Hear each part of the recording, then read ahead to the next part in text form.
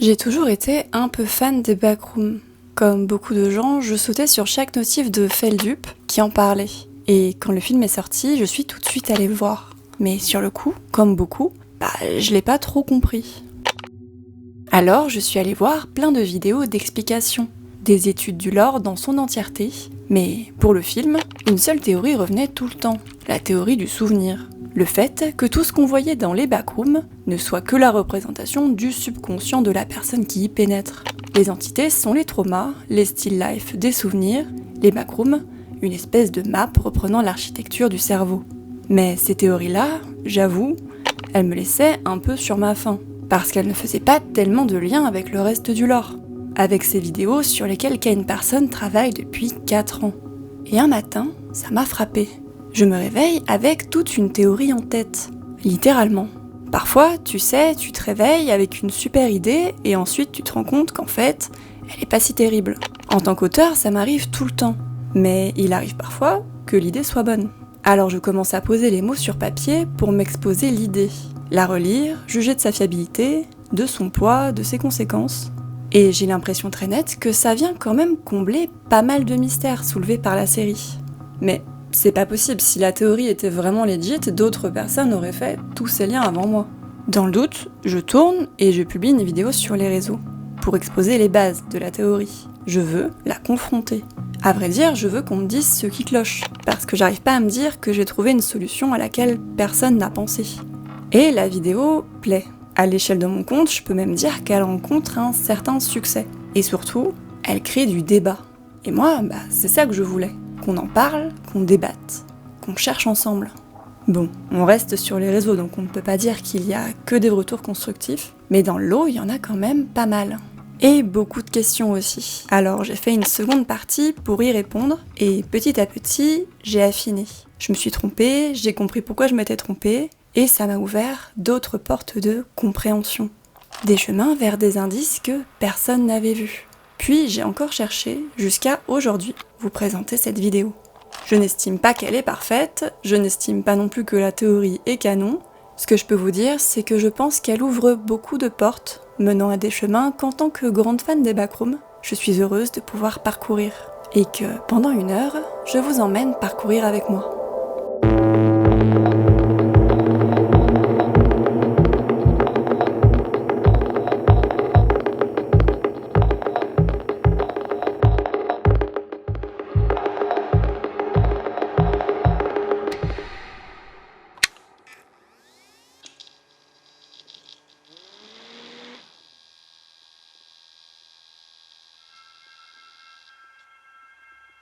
Par contre, je vous préviens, cette théorie est dense. De fait, si elle explique beaucoup de mystères des backrooms, ce n'est pas pour rien. Il faut s'accrocher parce que c'est une lecture des backrooms qui se mérite, mais qui, selon moi, vaut le coup.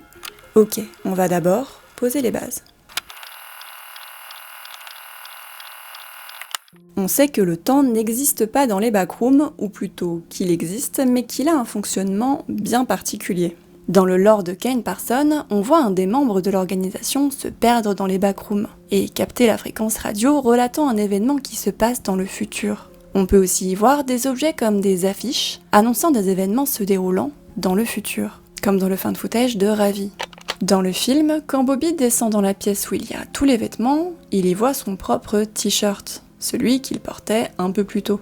J'ai vu une théorie dire que puisque Clark reste assez longtemps dans les backrooms à la fin du film et qu'il semble se nourrir des still life, eh bien ce seraient les vêtements de tous les still life qu'il a mangés. Et c'est là que ma théorie prend vie. En physique, en philosophie, il existe une théorie sur le temps, qui dit que le temps n'est pas linéaire. Et souvent, on la schématise par une rue à double sens, ou par une fenêtre. En gros, si le temps n'est pas linéaire, c'est-à-dire si toutes les temporalités coexistent dans un même espace, un peu comme des sortes d'univers parallèles, alors les fenêtres sont le symbole de l'accès d'une temporalité à une autre. C'est notamment une explication très connue en parapsychologie pour donner du sens à la capacité qu'auraient les médiums à voir dans le futur ou le passé.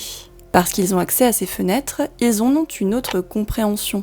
Gardez ça en tête, ça va être important pour plus tard. Cette image de route à double sens et de fenêtre sont des thématiques qui reviennent tout au long du film, et notamment sur la fresque. Vous allez voir, la fresque va être hyper importante pour décoder tout ce qui se passe dans le film et de manière générale, beaucoup de choses qui se passent dans l'univers des backrooms.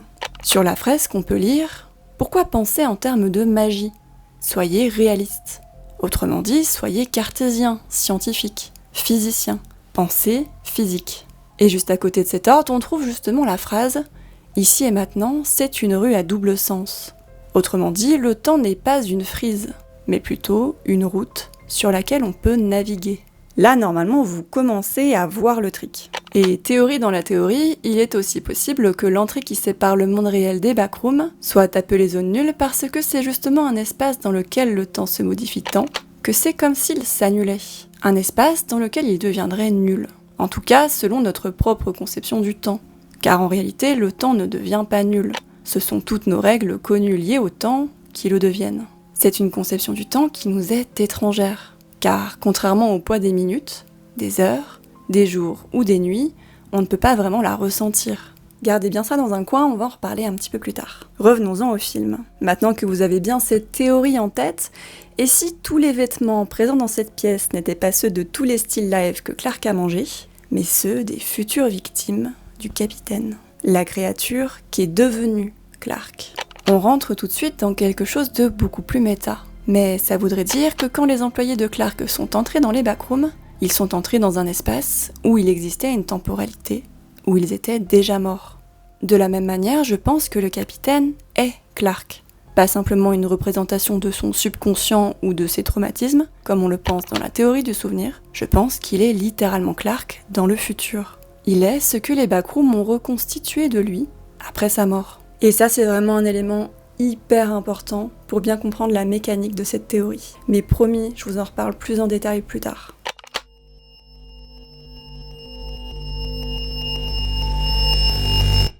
Ça, c'est selon moi l'élément le plus important du film, parce que c'est aussi la clé qui nous permet de décoder tout le reste du lore. Le film ne se prive pas de nous donner toute une série d'indices plus ou moins subtils à ce sujet, dont certains qui sont vraiment évidents. On va commencer par le concret. D'abord, le fait que lorsque l'organisation trouve Marie et le capitaine, ils lui font passer une IRM. Et on voit parfaitement qu'il a le squelette d'un homme. Il n'est pas constitué de mousse, mais bien de chair. D'ailleurs, ce n'est pas sans rappeler un épisode de la web-série, dans lequel on voit Essink trouver un corps et l'autopsier. Mais encore une fois, je vous en reparle juste après. Ensuite, et c'est de cet indice dont je parle quand je dis qu'il est évident, vous ne voyez rien d'étrange sur le capitaine, au-delà du fait qu'il saigne, parce qu'on vient d'établir qu'il était fait de chair et de sang. Là, sur son cou. Et oui, une cicatrice, à gauche, au même endroit que la morsure qu'il a infligée à Clark. Par contre, je pense que les éclaboussures, elles, viennent bien du meurtre de Clark. Ce dernier étant mordu à gauche, le capitaine, placé en miroir en face de lui, les reçoit sur sa droite. Mais la cicatrice, ça, c'est autre chose. Et vu comme le costume du capitaine est coupé, il est certain que c'est un indice que Kane Parsons voulait que l'on voit. D'ailleurs, petite parenthèse, parce que j'ai vu que ça pouvait en bloquer certains, je ne dis pas que le capitaine n'est pas un still life. Parce qu'apparemment c'est quelque chose qui aurait été confirmé par Kane, même si personnellement j'ai pas l'impression qu'il confirme grand chose, donc ça m'étonne, mais partons du principe qu'il ait confirmé ça. Ce que je dis ici, c'est que notre vision de ce que sont les still life est peut-être un peu trop restreinte. Je ne vais donc pas m'arrêter aux éventuelles classifications semi-canoniques, d'autant que je trouve que c'est devenu une espèce d'imbroglio auquel plus personne ne comprend rien. Dernier indice physique, alors que le capitaine vient de tuer Clark et qu'il poursuit Mary, on peut le voir traîner quelque chose derrière lui, le corps de Clark. Un corps qu'il tient par la jambe droite, parce que le capitaine a mangé sa jambe gauche. C'est d'ailleurs aussi quelque chose qui est montré dans la fresque. C'est pour ça que le capitaine n'a plus de jambe gauche, et qu'il marche avec une jambe de bois, qui, soit dit en passant, est un pied de table, provenant des backrooms. Mais pourquoi le capitaine fait-il ça ? Manger la jambe de Clark, puis le traîner derrière Mary ? Eh bien, on va en reparler. À partir de maintenant, si vous commencez à sentir une petite migraine arriver, je vous conseille de d'ores et déjà prendre une aspirine, parce qu'on fait que commencer. En fait, ce qu'il faut bien comprendre dans cette théorie, c'est que pour le capitaine, tuer Clark, c'était une fatalité. Parce que s'il ne l'avait pas tué, il n'aurait pas pu exister. C'est d'ailleurs une théorie qui expliquerait en grande partie ce qui est dépeint sur la fresque. Regardez bien, les éléments vus précédemment expliquant que le temps n'est pas linéaire, qu'il faut être réaliste, indiquent par une flèche cette figure, celle du capitaine tenant un humain agité, comme s'il allait le dévorer. L'humain semble même perdre des morceaux de lui, ou en l'occurrence, des morceaux de sa raison. Il s'agit évidemment de Clark. Clark qui semble petit à petit perdre la raison, car plus il se rend dans les backrooms et plus sa santé mentale semble se détériorer. À la fin, face à Mary, sa folie semble avoir atteint son paroxysme. On le voit garder la tête de son employé dans le frigo, retenir Mary contre sa volonté et manger des still life. Il semble pleinement faire partie des lieux, s'y être adapté. Il a même sympathisé avec le capitaine, comme si, quelque part, il s'était fait contaminer par les backrooms. J'ai vu une théorie de film Fever suivant la théorie du souvenir, qui comparait cette partie de la fresque avec le tableau de Goya, Saturne dévorant un de ses enfants. Dans la mythologie, on a dit à Saturne, le père de Jupiter, l'équivalent de Cronos et de Zeus, que l'un de ses enfants le détrônerait. Le trône est d'ailleurs une thématique assez présente dans l'œuvre, que ce soit dans le film ou dans le dernier épisode de la web-série. Cronos, pour éviter de se faire détrôner, dévore ses enfants. Mais un jour, Jupiter, protégé par sa mère Rhea, finit par s'en sortir et par tuer son père. Ici, le dévorant est le capitaine, prenant la place de Saturne, et le dévoré est Clark, prenant la place de l'un de ses enfants. Sauf que les rôles du père et du fils sont ainsi inversés, car le capitaine est davantage le fils métaphorique de Clark, puisque Clark l'a précédé. C'est donc davantage comme si Jupiter mangeait son père. Et au final, c'est plus ou moins ce qui se passe dans la mythologie. Le paradigme s'inverse, puisque le fils finit par gagner contre le père. À la fin, c'est bien Jupiter qui tue Cronos, le futur qui détruit le passé pour pouvoir exister, le fils qui tue le père. Un principe par ailleurs extrêmement important en psychologie. Tuer le père, tuer son origine, l'endroit d'où l'on vient pour pouvoir exister par nous-mêmes. C'est ce que finit par faire le capitaine parce qu'il doit tuer le père, tuer son soi du passé pour être en mesure d'exister dans le présent. Pas métaphoriquement, physiquement. Gardez bien ça en tête, on en reparle juste après. Autre chose d'assez intéressant, et encore une fois c'est une théorie dans la théorie, mais si on file la comparaison jusqu'au bout, Mary aussi joue un rôle dans cette dynamique. Je vous ai dit que Rhea, la mère de Jupiter, avait aidé son fils en le cachant, lui permettant plus tard de tuer son père. Je ne peux pas m'empêcher de voir une similarité avec la scène où Mary assiste à la mort de Clark. D'ailleurs, encore une fois, pour filer la comparaison avec le mythe, Mary est un nom qu'on donne souvent aux mères en fiction. C'est la représentation mariale, celle de la mère, Sainte Marie. Mais je vais pas trop rentrer dans les détails parce que sinon je sens que je vais vous perdre. Pourquoi est-ce que le capitaine a attendu qu'il y ait un témoin pour tuer Clark ? Alors qu'apparemment, vu l'attitude de Clark, ils avaient l'air de se côtoyer et de relativement bien s'entendre. Le capitaine va mordre Clark au moment où celui-ci dira « On n'a pas besoin de changer, on peut rester comme on est ». Sur le coup, je me suis dit qu'il l'avait vu comme une trahison, et que c'est pour ça qu'il l'avait attaqué. Mais la phrase n'est pas anodine. Elle a dit qu'on n'avait pas besoin de changer. Sauf que si, encore une fois, Clark doit mourir pour que le capitaine puisse exister. Et encore une fois, je vais vous expliquer précisément comment. Mais d'abord, il faut que je finisse de poser les bases.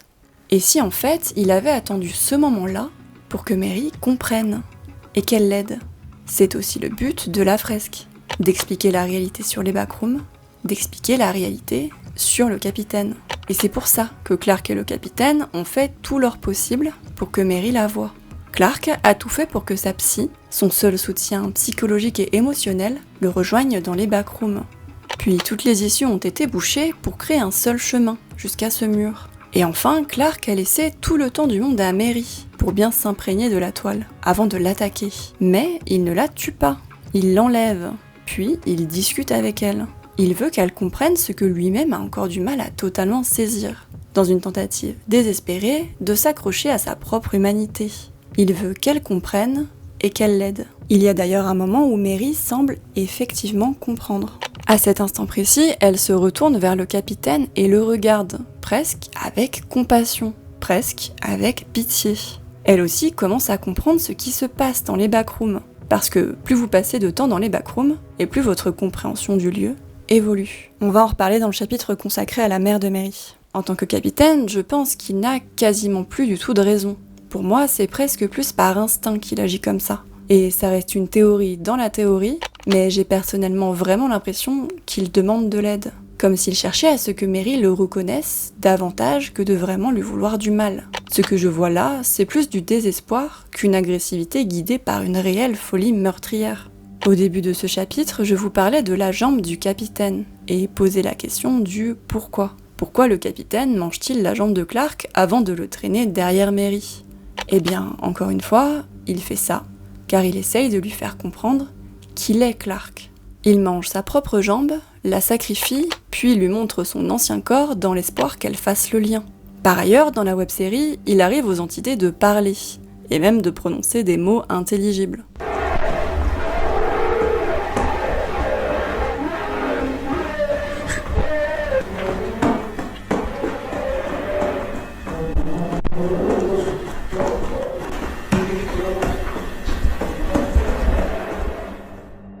Des mots teintés de désespoir, comme si la créature demandait de l'aide, comme si elle voulait être comprise. Je pense que c'est également pour ça qu'elles écrivent et qu'elles dessinent sur les murs. Des indices, des indications, des demandes.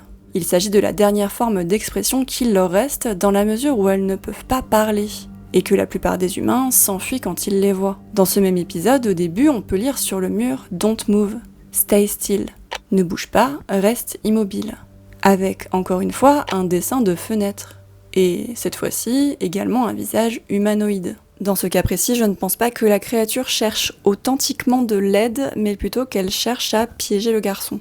Parce que, à l'image du capitaine et de Clark, Kane, qui joue ici le rôle du garçon perdu dans les backrooms, est le passé de cette créature. Et elle doit le tuer pour pouvoir exister.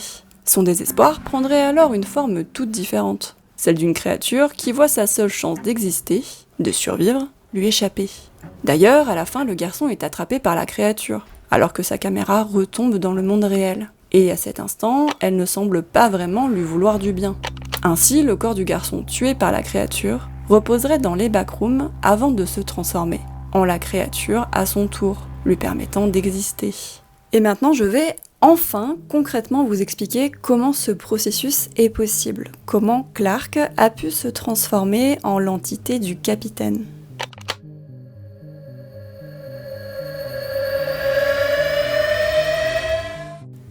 Une théorie évoque le fait que la bactérie présente dans les backrooms aurait été apportée à l'origine par un des membres des Sync, qui l'aurait fait entrer par accident collé à sa chaussure. Nous concernant, ce fait est plutôt anecdotique et personnellement j'aurais une autre théorie concernant la création de la bactérie. Mais c'est pas le sujet, pour nous ce qui est important c'est que la bactérie est là, elle existe, elle évolue et elle agit. C'est ça qui nous intéresse. Le reste n'a pas d'importance pour la suite. Dans la web-série, lorsque Singh tombe sur son premier corps dans les backrooms, il est entouré d'une sorte de moisissure. Une moisissure noire qui semble, nous dit-on, ralentir et modifier le phénomène de décomposition. Une moisissure qui est visible un peu partout dans les backrooms. Plus tard, dans un autre épisode, on la voit sous forme de filament, prendre vie et prendre en chasse une femme. Autrement dit, cette moisissure, communément appelée dans le lore la bactérie, est vivante et elle modifie le corps. C'est en quelque sorte l'outil des backrooms. Pourquoi faire ? Eh bien pour ramener ces victimes à la vie, comme pour rétablir une sorte d'équilibre, tout en les absorbant, les utilisant comme outils. À la différence des Still Life, qui sont faits de mousse, et sur lesquels je vais revenir, eux sont faits de chair, car ils sont issus des corps des disparus. D'où le fait que le capitaine ait des organes, un squelette, et puisse saigner. Ainsi, toutes les entités vivantes présentes dans les backrooms seraient en réalité les humains qui se sont un jour perdus dans les backrooms, colonisés par la bactérie. Jamais vraiment morts, mais pas tout à fait eux-mêmes non plus, comme le capitaine. À jamais emprisonnés, incapables d'exister en dehors des backrooms, ils sont condamnés à y rester et à répéter leur boucle indéfiniment, comme le montre la fresque et les racines qui retiennent fermement le capitaine au sol des backrooms. Et c'est précisément pour ça que Sync portent des combinaisons, ou continuent d'en porter même après leur première exploration, car ils ont toujours su que le risque bactériologique était présent. Et plus tard, quand cela s'est confirmé, ils les ont évidemment gardés. C'est aussi pour ça qu'ils désinfectent la moindre personne sortant des backrooms, avec un produit chimique. Cette espèce de gaz qui est notamment pulvérisé sur Mary, lorsqu'elle sort des backrooms. Avant de rencontrer Phil, Mary a d'ailleurs l'autorisation de se laver et de se changer. On peut penser que c'est par pure courtoisie, mais personnellement, je pense que c'est un moyen supplémentaire pour Phil d'être sûr de ne pas être en contact avec la bactérie. Mais comme évoqué avec Clark, qui devient progressivement fou, le processus de transformation de la bactérie ne se fait pas d'un coup. Il évolue progressivement et commence dès que les personnes entrent dans les backrooms. Et pour illustrer cette théorie, on va parler de la mère de Mary.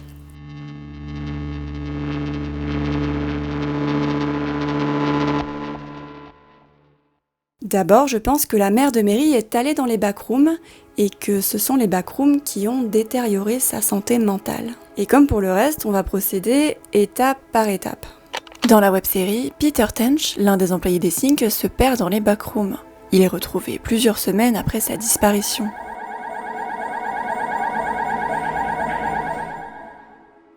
À ce moment-là, pour lui, il ne s'est écoulé que quelques heures, alors qu'il a disparu durant près de 2 mois dans le monde réel.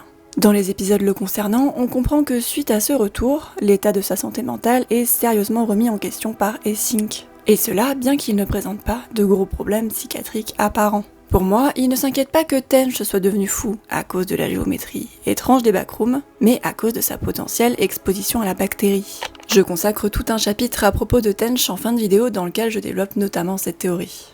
Et Sync finit par l'enfermer, pour soi-disant organiser sa réinsertion.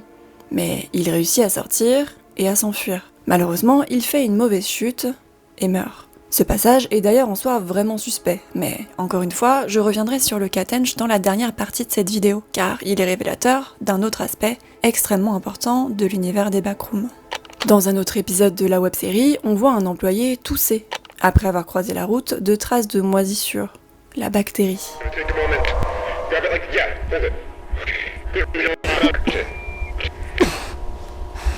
Pourquoi Kane Parson aurait fait tousser un de ses personnages, sinon pour nous indiquer que les lieux étaient contaminés? Je pense que la bactérie est l'outil des backrooms pour contaminer les gens et à terme les transformer en entités. Mais la bactérie procède par étapes, et plus l'exposition à la bactérie est longue, plus ces étapes s'enchaînent. Étape 1, elle colonise la moindre personne qui rentre à l'intérieur des backrooms, jusqu'à lui faire perdre sa santé mentale. Étape 2, la personne est totalement désorientée et finit par mourir alors que son corps est totalement colonisé par la bactérie. Étape 3, la bactérie la ramène à la vie sous forme d'entité, à moitié consciente, à moitié l'outil des backrooms. Et je pense que c'est précisément ce qui est arrivé à la mère de Mary, qu'elle est restée suffisamment longtemps dans les backrooms pour passer l'étape 1, perdre une partie de sa santé mentale. Je pense qu'elle a respiré de la moisissure et que quand elle est revenue, elle n'était plus la même. Mais pas parce que la bactérie rend fondamentalement fou, parce qu'elle ouvre un pan de notre conscience sur le temps. C'est pour ça qu'Essing parle tant des IRM. Ils veulent examiner cet état de conscience altéré, cet accès sur une connaissance que aucun humain ne peut supporter, sans devenir fou. Quand la mère de Mary revient avec cet état de conscience modifié, elle ne supporte pas de voir les fenêtres, car elle a pleinement conscience de ce qu'elles sont. En tout cas, de ce qu'elles sont dans les backrooms, un accès à une autre temporalité. Et en l'occurrence, au-delà de la symbolique, dans le cas de la mère de Mary, c'est particulièrement vrai. Mais j'y reviendrai un peu plus tard. On l'a dit, les fenêtres sont un thème qui revient absolument tout le temps dans l'univers de Kane Parson, et notamment dans le film.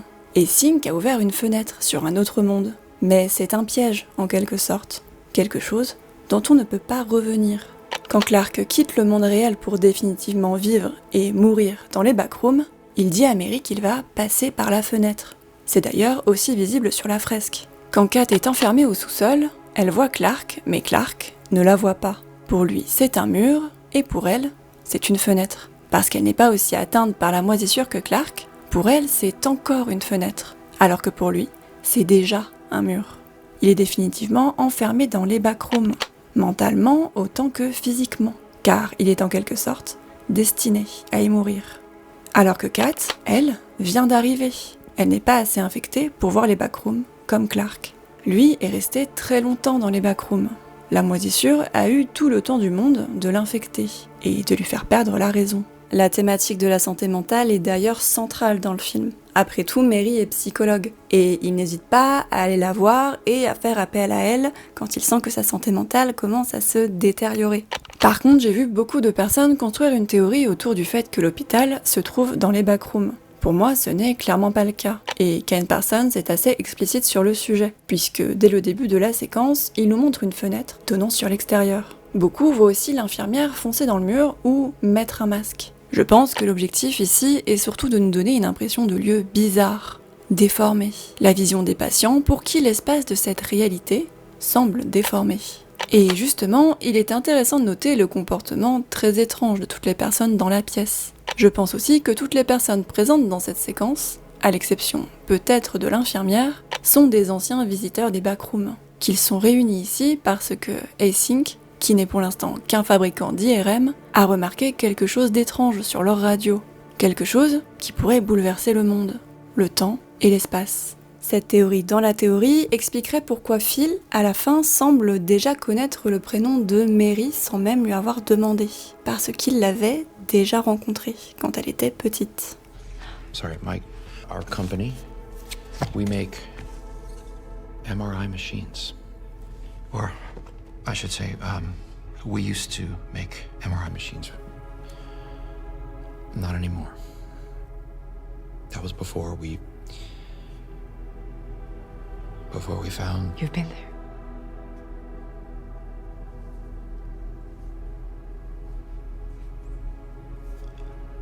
Yes, I have. D'ailleurs, quand il lui demande de lui expliquer son expérience des backrooms, elle dira que c'est comme demander à quelqu'un qui n'a jamais vu de chien d'en dessiner un. Parce que les personnes qui ne sont pas affectées par la bactérie ne peuvent même pas imaginer ce que c'est. Ils ne peuvent pas imaginer cette conception du temps. Plus on passe de temps dans les backrooms, plus on comprend ce qu'il s'y passe réellement, car notre compréhension du temps grandit. Mais l'expliquer est juste impossible, et à terme, cette conception nouvelle entame tant la santé mentale que de toute façon les sujets en sont incapables. Cela nous renvoie aussi, encore une fois, au moment où Mary se tourne vers le capitaine dans le film, comme si elle avait compris quelque chose. Parce que, à ce moment-là, elle a passé juste assez de temps dans les backrooms pour commencer à comprendre, mais pas encore assez pour être totalement aliénée par le lieu. Mais concernant le rôle de la mère de Mary dans l'histoire des Sync, j'irais même plus loin.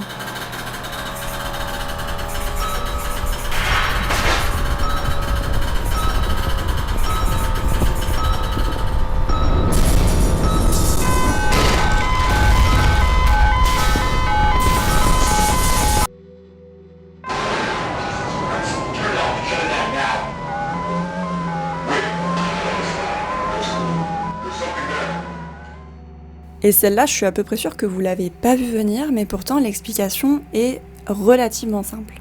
Je pense que c'est justement en analysant ces personnes qui sont allées dans les backrooms que Async va trouver la base de ce qui lui permettra plus tard d'ouvrir les backrooms, et notamment en analysant la mère de Mary. Je pense aussi que le seuil, l'accès ayant permis à Nora Kine, la mère de Mary, d'accéder au backroom, n'est autre que sa propre porte d'entrée.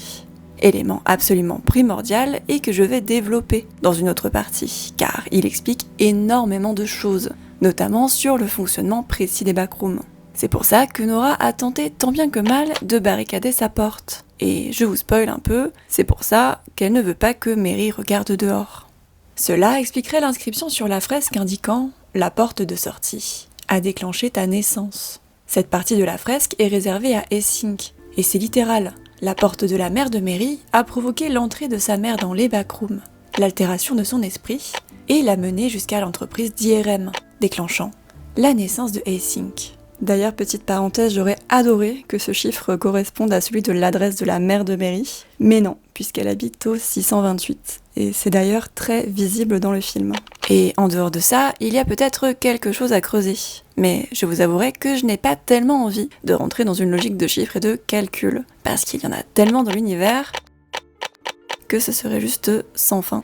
La naissance des Sync serait ainsi le fruit d'un paradoxe temporel et la cause d'un incident majeur sur lequel je vais revenir.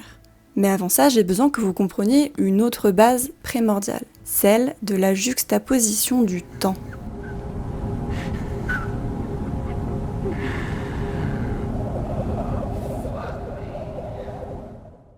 Et quel meilleur exemple pour expliquer ce concept que les still life.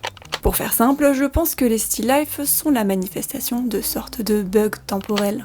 La théorie du temps non linéaire entraîne tout un tas de paradoxes. Si le capitaine et Clark sont bien la même personne, quand le capitaine tue Clark, son corps est laissé au backroom, qui finissent par le transformer en l'entité du capitaine. Toujours grâce à cette moisissure, qui ralentit et transforme la décomposition en un tout autre processus. Un processus de transformation. Mais alors, Clark se retrouve coincé dans une boucle temporelle. S'il veut lui aussi exister en tant qu'entité, il doit à son tour tuer son lui du passé.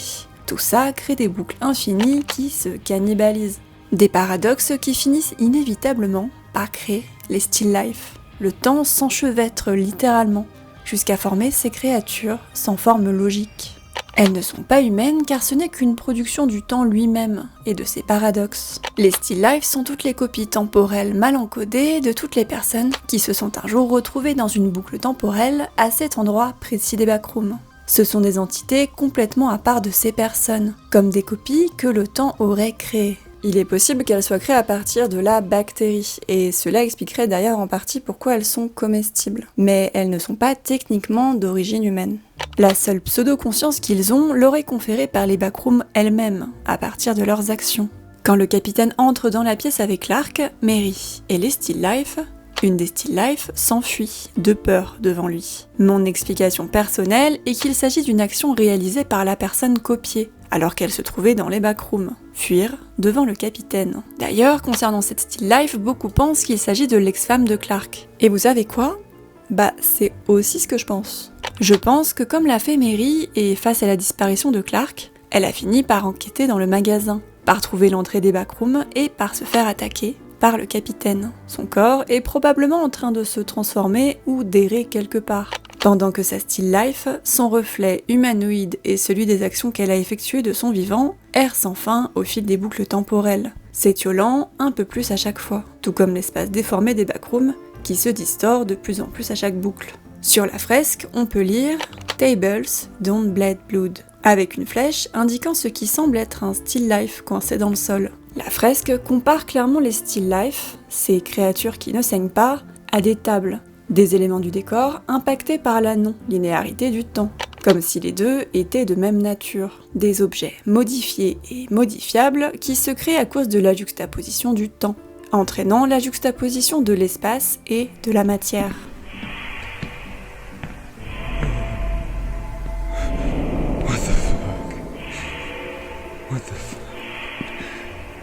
This isn't real.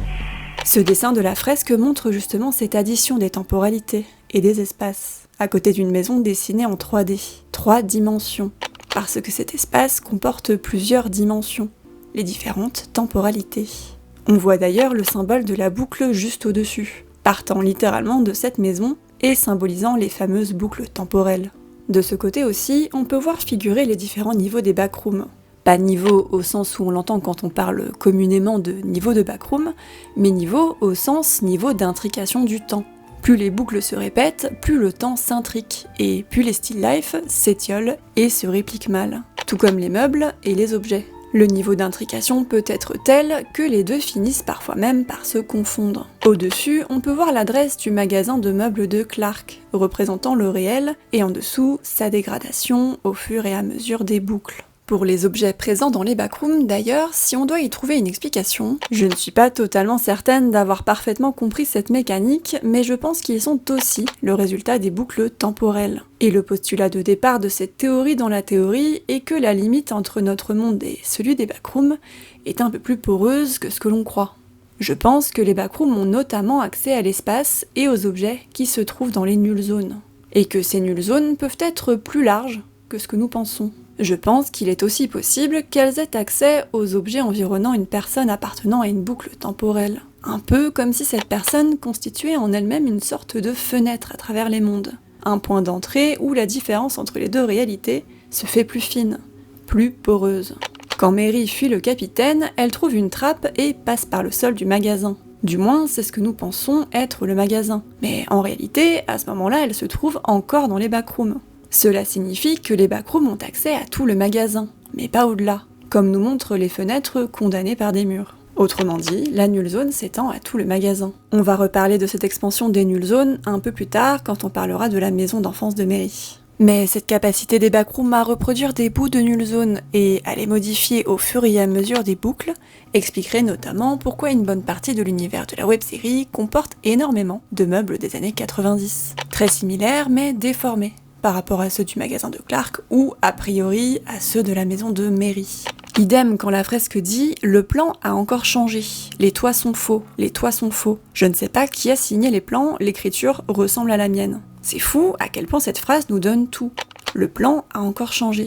Les backrooms ont une architecture instable, qui bouge en fonction des boucles. Et je pense que plus les gens entrent et sortent des backrooms, et plus elles deviennent instables.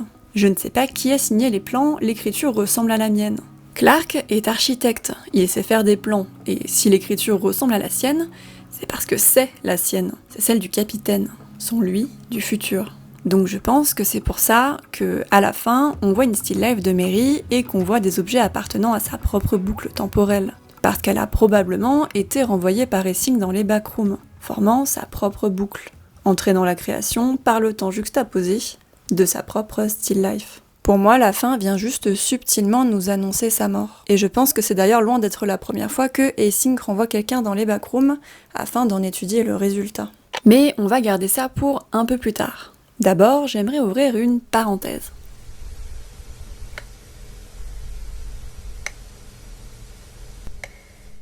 Maintenant que nous avons établi pas mal de bases, on va les mettre en application via un cas pratique. Je vais ouvrir une parenthèse sur les found footage.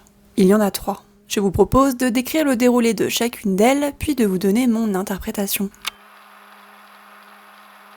Je trouve que cet épisode est particulièrement prolixe en indices. À vrai dire, il est selon moi l'épisode qui retrace absolument toute une boucle temporelle, de A à Z. Ici, on est dans les found footage de Ravi, qui tombe depuis sa cave dans les backrooms jusqu'à tomber sur une maison. Il y entre et finit par entendre une voix et par discuter avec un homme. Hello?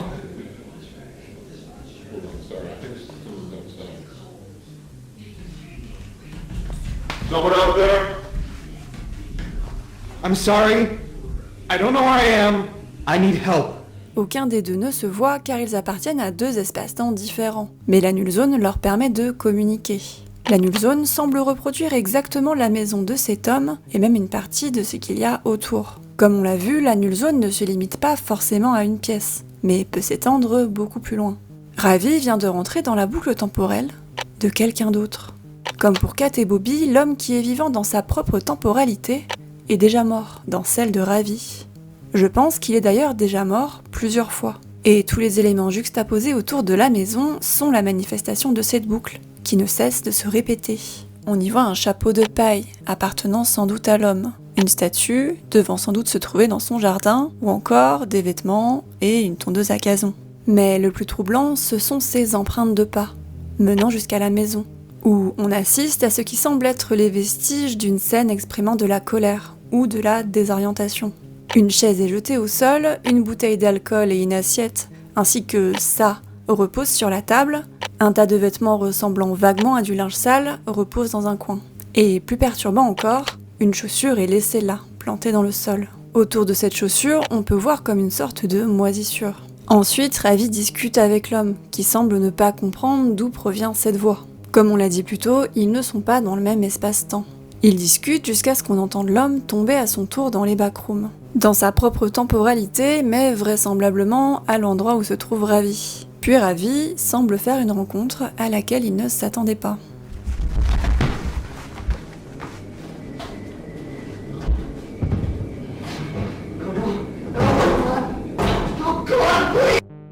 Maintenant, on va analyser ce qu'on a vu en partant de ça, ces empreintes de pas, reliant l'extérieur de la maison à la chaussure plantée dans le sol. Il y a 2 choses qu'on peut noter les concernant. D'abord, elles ne semblent pas se diriger vers l'intérieur, mais vers l'extérieur de la maison. Comme si quelqu'un était sorti de la maison, mais n'y était pas entré. Ensuite, ces empreintes sont noires. Il ne semble pas s'agir de sang, mais de la même matière qui tapisse une partie des murs des backrooms. De la moisissure. La bouteille, l'assiette et le linge sale semblent nous montrer que quelqu'un a vécu ici un petit moment, avant d'y mourir. Il est difficile de déterminer précisément la cause de la mort, mais je crois que cet objet non identifié n'y est pas étranger. Certainement un suicide, guidé par la folie ou par le désespoir. J'ajoute que dans le found footage, on entend l'homme accusé Ravi de parler à ses enfants. Car un homme parle apparemment à ses enfants. I don't want to be This is the here. guy who keeps coming around here trying to talk to my boys. What? No. En réalité, je pense que cet homme, c'est lui. Son lui du futur qui essaye désespérément de communiquer avec sa famille à travers la nulle zone, comme est en train de le faire Ravi. Et je trouve cette idée infiniment triste. Mais cela renforce l'idée que la nulle zone s'étend bien à toute la maison, dans le monde réel. La chaussure plantée dans le sol désigne pour moi l'endroit où il est mort. Entre-temps, l'espace s'est réagencé, conduisant à cette chaussure intriquée dans le sol. La moisissure autour n'est autre que la trace des restes du processus de transformation de l'homme en entité. Elle aussi altérée par les backrooms au fur et à mesure du temps, comme absorbée par le sol. Et les pas se dirigeant vers l'extérieur ne sont autres que les pas de l'entité, qui a pris vie à partir de son corps. Je pense que c'est d'ailleurs cette entité que Ravi rencontre à la fin de l'épisode. Et s'il s'en sort, c'est parce que la créature n'a pas d'intérêt à le tuer. Car Ravi est un intrus ici. Il n'appartient pas à cette boucle temporelle. Mais il mourra autrement, de cause naturelle, avant probablement de lui aussi devenir l'instrument des backrooms. Car plusieurs boucles peuvent, a priori, fonctionner dans un même espace. Ce que va nous confirmer le second found footage. Dans ce second found footage, on suit Madison. Madison découvre un seuil dans le sol de chez elle. Elle s'amuse avec, puis finit par y tomber. Elle explore les backrooms qui sont, comme à leur habitude, grands, presque vides et truffés de meubles étranges par-ci par-là. Après avoir croisé une voiture recouverte de moisissures, vraisemblablement 7 voitures, et cette trace de main venant très probablement du conducteur de la voiture. Tout comme pour l'homme de la maison du found footage de Ravi, on peut facilement refaire le déroulé des événements, grâce à la moisissure. D'abord, le conducteur est tombé dans les backrooms. Il s'est pris de plein fouet ce mur, mais je pense qu'il n'est pas mort sur le coup. Seulement, il devait être suffisamment mal en point pour que la bactérie l'envahisse presque totalement. Le conducteur a fini par se réveiller complètement envahi par la moisissure. Désorienté, il s'est appuyé sur ce mur pour ne pas s'effondrer, avant de s'écrouler une première fois ici, puis quelques pas plus loin, juste là. Et enfin, une dernière fois, juste ici, où il est définitivement mort avant de se transformer en entité. Concernant Madison, on continue à la suivre jusqu'à ce qu'elle tombe sur cette fameuse bactérie, celle en forme de filament, qui finit par la poursuivre. Dans cette pièce, on peut apercevoir la lueur verte, un élément très important du lore dont on reparlera plus tard. Dans sa fuite, elle explore un peu plus les lieux jusqu'à tomber sur cette pièce, rapidement envahie de sortes de fissures, laissant passer la lueur verte. Ok, alors cette explication-là, je vous préviens, elle va être un peu glauque. Je pense que les filaments de bactéries qu'on voit ici se sont fixés à partir du corps de Madison, et cela dans l'exacte même position de ses restes, pulvérisés par la lueur verte. Sa boucle à elle comprend l'intervention de la lueur verte. Si cette hypothèse est avérée, je pense qu'il s'agit d'un des seuls cas documentés du lore où la lueur est directement responsable de la mort de quelqu'un. En réalité, potentiellement le deuxième. Mais on va en reparler dans le chapitre dédié à la lueur verte. Peut-être que la lueur a dû la tuer pour réaliser sa boucle, car l'entité de la personne qu'elle était ne l'aurait pas fait. Et pour que la boucle se réalise, il fallait qu'elle meure. Là, on va passer assez vite parce que j'en ai déjà parlé et parce que je pense que cette vidéo est déjà très longue. Ici, je voudrais surtout revenir sur un point, les empreintes de main. Je vous ai dit plus tôt que je supposais que ces dessins ont été faits par l'entité qui est devenue Kane, dans le but de le piéger. Mais les entités n'ont pas de main. Alors, plutôt, je vais vous parler des étapes nécessaires pour devenir une entité. Se faire infecter, développer une psychose, puis plus ou moins mourir. On a aussi pas mal parlé du fait que Clark côtoie le capitaine pendant un moment, avant que celui-ci ne le tue. Il est possible que les entités ne puissent pas tuer leur soi du passé dès leur entrée dans les backrooms, parce qu'il faut qu'ils soient suffisamment atteints par la bactérie. Laps de temps durant lequel l'entité et son soi du passé développent une sorte de relation presque symbiotique. comme illustre très bien la relation entre Clark et le capitaine. Ainsi, tout comme Clark a sans doute aidé le capitaine à peindre la fresque, je pense que Kane a aidé sa propre entité à peindre et à écrire sa propre fresque. Cela expliquerait la présence des mains.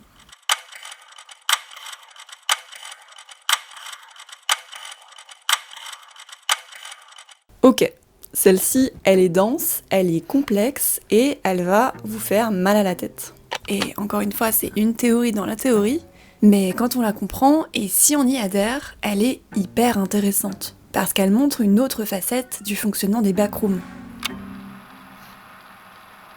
À ce stade, vous vous demandez peut-être comment la mère de Mary et toutes les personnes de la clinique ont-elles pu entrer dans les backrooms, alors que les événements avec Mary enfant se déroulent 30 ans avant l'ouverture du portail menant au backroom.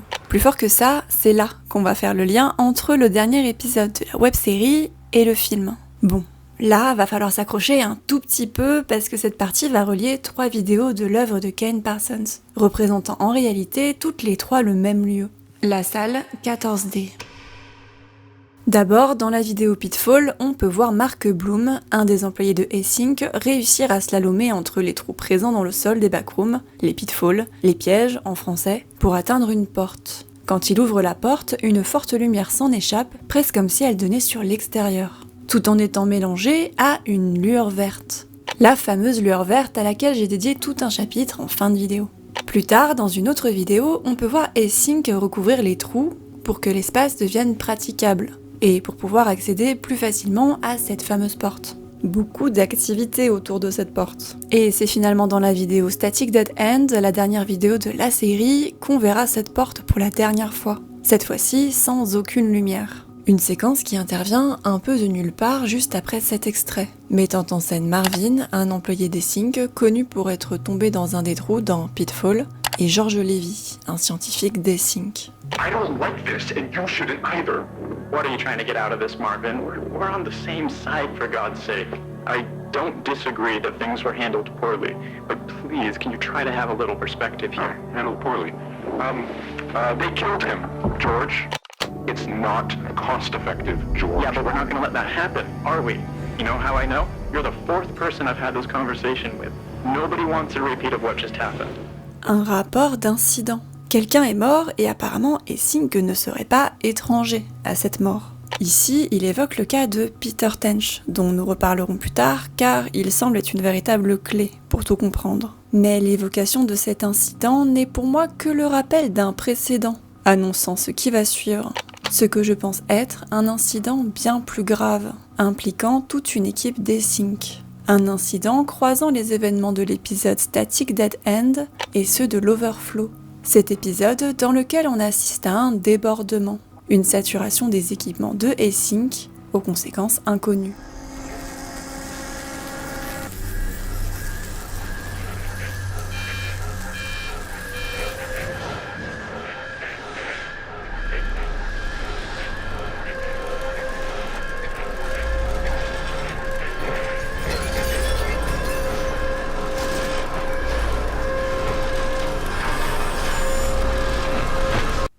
Vu le lien qui est fait entre les deux dans l'épisode Static Dead End, on peut penser que l'incident a lieu ici, juste après cette fameuse porte. Celle qui donnait sur une lumière aveuglante, mais qui ne donne désormais que sur une prolongation intriquée des backrooms. Comme si ici le temps s'était juxtaposé de très nombreuses fois, jusqu'à former cette espèce de truc. Et si cette porte était un seuil ?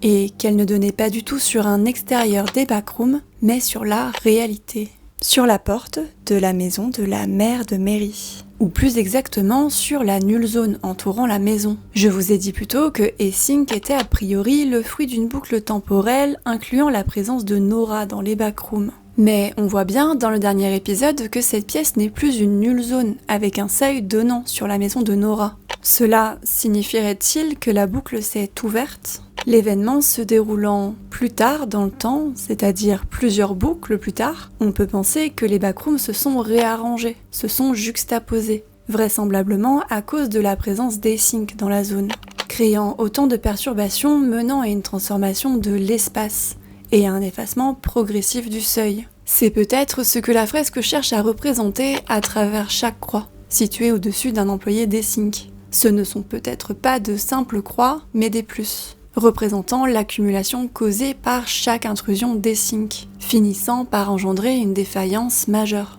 le fameux débordement. J'ajoute qu'il reste apparemment quelques vestiges du seuil du côté des backrooms. Dans Static Dead End, on peut voir ces carrés de scotch. Que ce soit dans le film ou dans la web-série, ces carrés de scotch ont toujours représenté un seuil. On peut donc penser qu'ici Sink ait détecté les restes morcelés et superposés du seuil, menant à la maison de Nora. D'ailleurs, le fait que la maison de Nora soit en réalité dans les backrooms semble nous être représenté sur la fresque, à travers cette maison, enfermée dans un carré. La maison enfermée dans la nulle zone. Et toutes ces bouches agitées autour représenteraient soit les perturbations causées par les membres des sinks, qui font du bruit, s'agitent, apportent du matériel, qui viennent perturber cet espace fragile, soit le danger que représente la nulle zone à cause des entités. D'ailleurs, les seules paroles de Nora sont « ça ne va pas », ils sont partout, représentant l'agitation causée par les agents des sinks, et montrant bien le lien étroit, psychique, entre une personne infectée et sa boucle dans les backrooms. Elle sent que quelque chose ne va pas. C'est ce qui pourrait aussi expliquer le terme « irréalisé » juste en dessous. Peut-être parce que cette boucle, celle qui provoque la création des sinks, est désormais ouverte. Elle est en quelque sorte cassée. Elle ne peut plus se réaliser. Et oui, car le seuil n'existe plus. Nora ne peut plus y accéder. L'altération de son cerveau par les backrooms ne peut plus advenir. Et Sink ne l'analyse jamais et ne trouve jamais l'élément déclencheur qui fera naître le portail menant au backroom.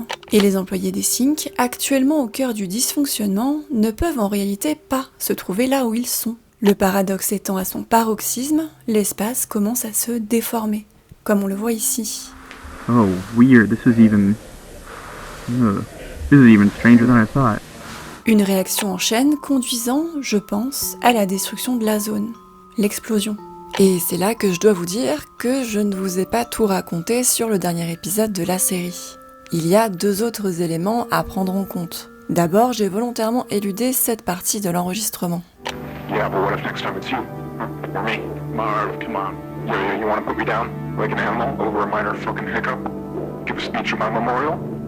It's not cost effective, George. Yeah, but we're not gonna let that happen, are we? Et que se passerait-il si cela vous arrivait à vous ou à moi? Cela sonne à mes oreilles comme un véritable foreshadowing, un élément placé dans l'histoire annonciateur de la suite, annonciateur, en l'occurrence, d'une catastrophe. Surtout quand on sait que cet homme, juste ici, n'est autre que George lui-même. George? Oh, hey. À la fin de ce même extrait, on entend un des appareils se mettre à réagir très fortement.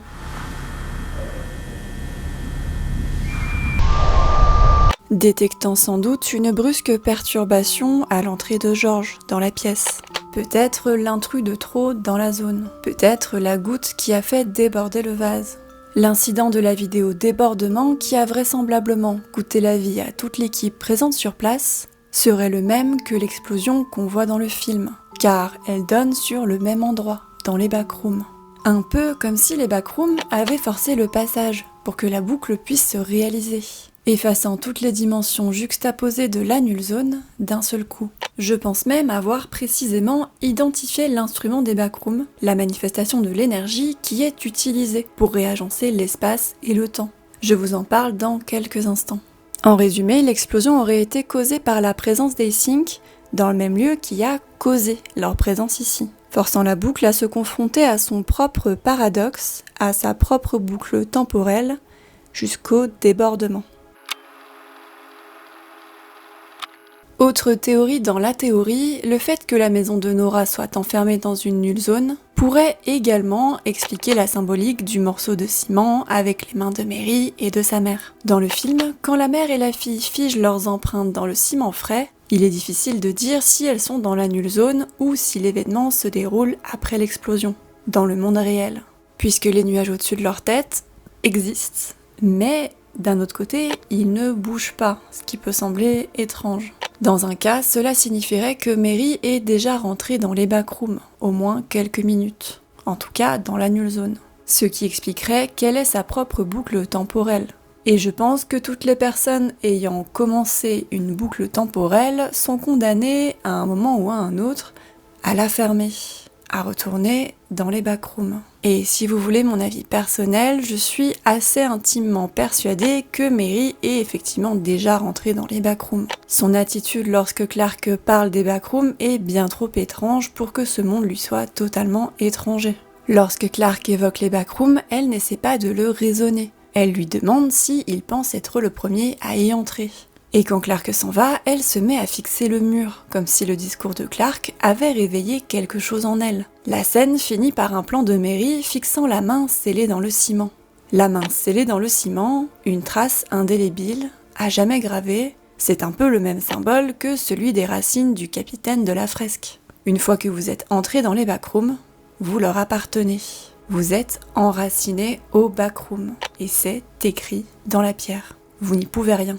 Dans l'autre cas, cela se déroule après l'explosion, quand Mary et sa mère sont enfin parvenus à sortir de la maison sans se retrouver dans les backrooms. Les deux hypothèses mènent de toute façon à la même symbolique. Ce bibelot, à ce moment-là, pour Mary, c'est le symbole d'une victoire contre la fatalité, car il s'agit de la preuve que Mary et sa mère sont sortis des backrooms. Ainsi, quand elle frappe le capitaine avec, elle utilise ce symbole de victoire et d'espoir, comme une arme contre le capitaine qui, lui, est complètement désespéré. L'espoir contre le désespoir. Une symbolique et une victoire illusoire, puisque, comme nous l'avons vu, ce bibelot est surtout le symbole du destin funeste de Mary. D'ailleurs, je pose ça là, et il est possible que ce ne soit qu'un clin d'œil sans signification, mais j'ai remarqué que l'endroit où se trouve la still life de Mary, à la fin, ressemblait énormément au niveau des backrooms appelés la fin, the end.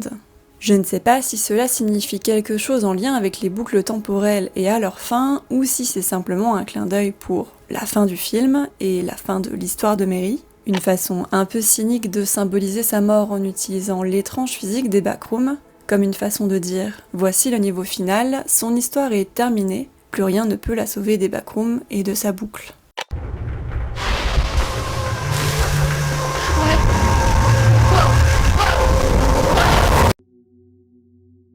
Si vous connaissez un peu le lore des backrooms, vous avez sûrement entendu parler de la lueur verte, de Green Glow.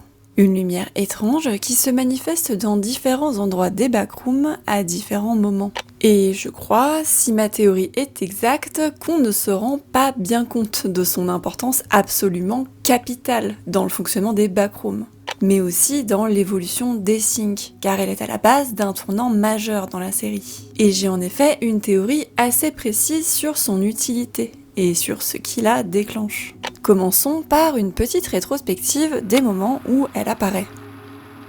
Elle apparaît d'abord dans la toute première vidéo de la série, lorsque Kane se balade dans les backrooms, dans un passage qu'il choisit de ne pas emprunter. Dans le même esprit, disons, elle apparaît dans le fan footage de Ravi, au moment où il essaye d'utiliser la station de radio. Elle apparaît aussi à ce moment-là. Dans le fan footage 2, c'est encore un peu particulier, car la lumière verte apparaît à plusieurs moments. Mais c'est peut-être la manifestation la plus importante, ou en tout cas la plus impressionnante de la lueur verte, puisqu'ici, elle semble attaquer la protagoniste. Dans la vidéo du débordement précédemment évoquée, elle est centrale, nous laissant voir le nom de Ivan Beck. Un nom que je vais vous inviter à retenir car on va en reparler dans le prochain chapitre. Elle apparaît d'ailleurs également dans la salle 14D, lorsque Mark Bloom pénètre dans la salle pour la première fois, avant de disparaître quelque temps plus tard. Ça, on en a déjà parlé. Dans Static Dead End, elle apparaît furtivement et subtilement lorsque le papier peint se déforme. On en a déjà parlé. Enfin, elle apparaît aussi dans le film, lorsque Mary rentre dans une maison de cet étrange quartier, pour fuir le capitaine. Je vais commencer par là. Ce quartier, c'est moi, ou ça ressemble quand même pas mal au quartier d'enfance de Mary. En tout cas, à l'idée qu'on peut s'en faire. Je vais vous exposer plutôt ma théorie selon laquelle la maison d'enfance de Mary était entourée d'une nulle zone, et que les backrooms pouvaient reproduire les nulles zones qu'elles avaient couvertes. Et si cette scène représentait cette fameuse nulle zone, altérée avec le temps, légèrement transformée à cause de la juxtaposition des boucles temporelles et du temps. Ainsi, Mary choisirait presque inconsciemment de rentrer dans cette maison, car il se trouve que c'est une reproduction de sa propre maison. Je pense d'ailleurs que toutes les maisons de cette rue ont globalement la même architecture, basée sur la maison de Mary, mais modifiée au fur et à mesure des boucles. Et c'est pour ça que la lueur réagit. Elle réagit car Mary appartient à cette boucle temporelle. Ainsi, quand elle pénètre dans la maison, elle agit comme un stimuli pour les backrooms, qui réagissent en modifiant l'espace et le temps. Ici, la lueur apparaît car elle s'apprête à engendrer une nouvelle boucle, suite à l'entrée de Mary dans cette zone. Car je pense que la lueur verte est précisément ce qui modifie l'espace et le temps des backrooms. Elle est à la fois l'énergie qui est produite par les paradoxes temporels et ce qui crée les boucles. C'est pourquoi elle apparaît dès qu'un intrus pénètre dans les backrooms, mais pas à n'importe quel moment. Au moment charnière où la boucle se réalise. Dans beaucoup de cas, c'est d'ailleurs en quelque sorte le signe que le protagoniste ne s'en sortira pas, puisque si la lueur apparaît, c'est qu'il a fait les mêmes choix, qui le conduiront à sa même fin. Dans la salle 14D, la lueur est la manifestation du réarrangement de l'espace, de la nulle zone de la maison d'enfance de Mary, dont nous avons parlé plus tôt. Un des grands mystères des backrooms est l'origine de l'électricité, qui permet aux plafonniers de fonctionner. Dans le film, c'est expliqué par Clark, qui paye des sommes astronomiques et illogiques pour l'électricité de son magasin. Dans la web-série, on peut également voir Essink analyser les plafonniers, sans doute justement pour essayer de comprendre leur fonctionnement. Mais en dehors du film, qui offre une explication plutôt logique, c'est toujours un mystère dans le reste du lore. Et justement, on va reparler de cet enjeu d'énergie un peu plus tard, car, comme je vous l'ai dit, il est majeur. Concernant la fresque, je pense que cet éclair, là, représente justement cette énergie, la source des changements d'espace et de temps au sein des backrooms. Il est d'ailleurs intéressant de noter qu'il semble découler justement de la multiplication des dimensions, ce qui montre bien qu'il est produit par les paradoxes temporels. Mais de part et d'autre, on voit également un mur et la représentation des différentes dimensions, montrant qu'il est aussi créateur. Et que ceci représente l'énergie des backrooms, dont Essink voudrait s'emparer. Ce qui est intéressant de noter ici, c'est qu'on dirait presque un soleil. D'ailleurs, un petit soleil est représenté à côté, sous-entendant que cette énergie-là dépasserait largement celle de l'astre.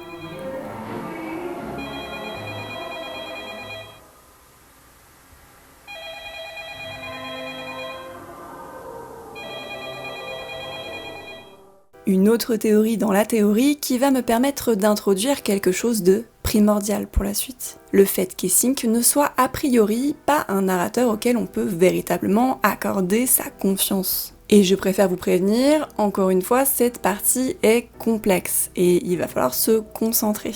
Mais accrochez-vous parce que ça vaut le coup. Au début de la vidéo, je vous ai parlé de Peter Tench. L'histoire de Peter est relativement simple. Je dis relativement parce qu'en vrai, elle est quand même assez alambiquée. Il s'agit d'un ancien employé d'Essink qui s'est perdu dans les backrooms, puis il a fini par retrouver son chemin vers un avant-poste qu'il n'avait jamais vu. Et pour cause, quand il est parti, il n'existait pas encore. Dans la mesure où si pour lui il a erré pendant seulement quelques heures dans les backrooms, dans le monde réel, il a disparu pendant plus de 2 mois. Et ça, c'est pas une théorie, ça fait vraiment partie du lore. Peter Tench a voyagé dans le temps à travers les backrooms. Déclaré mort par l'organisation et retrouvé avec une santé mentale a priori altérée, elle décide de le garder en quarantaine encore quelques semaines de plus. Le temps de réfléchir à comment le réintégrer dans la société. Une période durant laquelle son état mental est décrit comme se dégradant fortement. Tench étant persuadé d'être toujours bloqué dans les backrooms. Alors qu'Essink s'apprête à le transporter jusqu'à une résidence temporaire, il parvient à s'échapper et retourne volontairement dans les backrooms. Il est finalement retrouvé et vole une arme à un de ses anciens collègues, leur tire dessus et parvient à quitter le complexe. Dehors, totalement désorienté, il fera une mauvaise chute, se cognant la tête sur un rocher, ce qui lui coûtera la vie. Sauf que je suis intimement convaincue que tout ceci est faux, et cela pour plusieurs raisons. Dans l'ordre, d'abord, on oublie trop souvent que la plupart des rapports effectués dans les found footage de la web-série ne sont que ce qu'Essink veut bien nous dire et veut bien nous montrer des événements. D'ailleurs, la plupart des rapports ne s'adressent a priori pas à nous, mais aux responsables, aux investisseurs. Entre 83 et 89, Essink a trouvé une manne de ressources assez folle, qui ne peut que se construire via une belle brochette d'investisseurs, publics ou privés, à qui Essink doit régulièrement rendre des comptes. Partant de là, rien ne nous dit que ce soit vrai. Tout ce qu'on peut croire, c'est une partie des images et tenter de reconstituer l'histoire à partir de là et de ce qu'on sait déjà. Quand Peter est retrouvé dans les backrooms, sa combinaison semble intacte. Il est décrit comme étant désorienté, ce qui se comprend vu qu'il vient littéralement de se perdre dans les backrooms, mais il semble aller plutôt bien. Les employés d'Essink sont habitués aux backrooms. Contrairement aux disparus civils, on va dire, ils savent où ils sont. Ils connaissent leur environnement, ils côtoient cette architecture étrange tous les jours. Alors j'ai du mal à imaginer que quelques heures dans les backrooms auraient suffi à rendre un employé complètement fou. Surtout que même partant du principe que Peter Tench ait été contaminé par la bactérie, quelques heures ne suffisent généralement pas à devenir complètement fou. Surtout que comme on en a déjà parlé, Marvin, un autre employé, et oui c'est le même Marvin qui discute avec George dans l'enregistrement, dont on va d'ailleurs reparler, ce Marvin-là a priori été infecté par la bactérie. Et pourtant, il est toujours en activité au sein d'Essink et il va bien. Et si Essink avait profité de l'incident de Tench pour justifier le fait de l'utiliser comme cobaye, tester en conditions contrôlées ce que donnerait une exposition prolongée à la bactérie. Tench s'est perdu dans les backrooms. Il est facile de dire que c'est à cause de ça qu'il est devenu fou. Mais il est aussi possible que Tench ait découvert quelque chose qu'il n'aurait jamais dû savoir à propos d'Essink. Quelque chose qui, à terme, lui coûtera la vie. Et c'est là que je vais ouvrir une parenthèse architecturale assez épaisse, mais primordiale. À vrai dire, j'ai pas mal hésité à ajouter cette hypothèse à la vidéo, sachant que l'architecture du complexe est quelque chose sur lequel quelques fans courageux se sont penchés sans parvenir à la comprendre, que je suis loin d'être une experte dans le sujet, et que, encore une fois, cette vidéo est déjà très longue. Mais à force de fouiller, j'ai repéré pas mal de choses qui, mises bout à bout, commencent à être suffisamment étranges pour que, il me semble, ça vaille le coup d'en parler.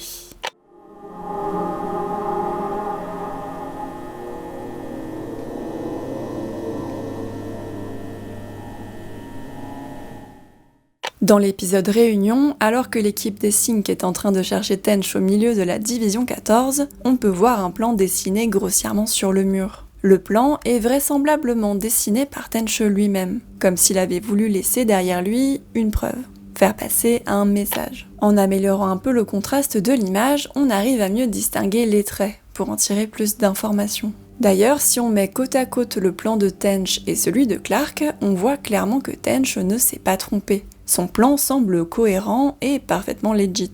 Ça, là, on est d'accord que ça ressemble pas mal à un portail, à l'entrée des backrooms, et que cette pièce qu'on voit juste là n'est autre que la chambre principale, qu'on voit par exemple dans la vidéo de présentation d'Essink. Une vidéo dans laquelle, d'ailleurs, on voit justement Tench, retrouvant son chemin jusqu'au complexe, ce qui fait un nouveau lien.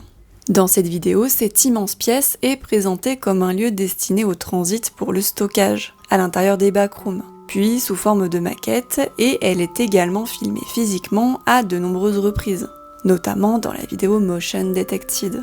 En gros, c'est la pièce dans laquelle on rentre quand on passe le portail. Mais alors, si ça c'est le portail et qu'il donne en principe directement sur la chambre principale, c'est quoi ce portail ?